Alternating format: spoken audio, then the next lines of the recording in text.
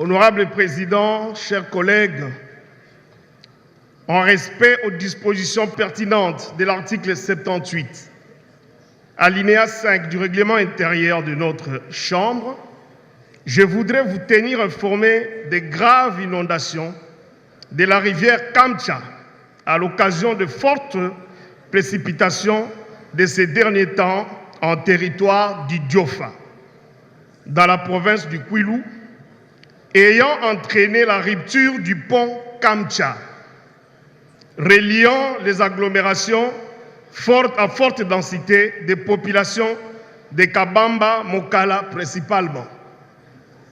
En effet, ce pont revêt un caractère stratégique pour non seulement cette contrée, mais aussi pour d'autres contrées, car il sert de point de jonction avec la ville de Boulungu, en territoire du même nom, en venant vers Kinshasa, et avec les communes rurales de Panou, Piopio, Mangaï, Dibaya, Lubwe, en territoire du Diofa.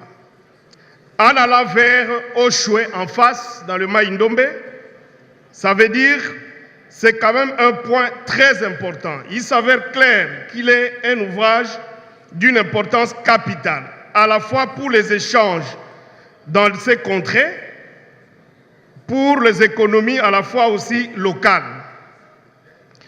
Le territoire et province du Kwilu souffrent des infrastructures et qu'on devait protéger quand même cet ouvrage.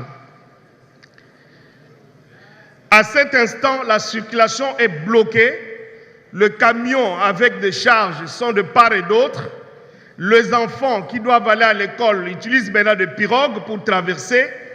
Malgré multiples efforts tenus par notre collègue Ndambu Olang, qui a essayé de construire à ses propres frais, mais avec cette pluie, l'inondation a pratiquement tout ravagé. Je voudrais ici noter que malgré cela, c'est les efforts locaux de la population, ils n'arrivent toujours pas à s'en sortir. C'est pour cela que je lance l'appel, honorable président, membre du bureau, de faire quelque chose en urgence parce que l'office des routes est descendu sur les lieux. Ils ont même évalué les coûts pour réfectionner ces ponts.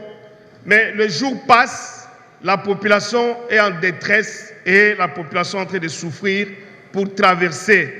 Car la zone décentrée se trouve dans l'autre rive et toute la population qui est de l'autre côté, dans une forte concentration, n'arrive pas d'amener de malades.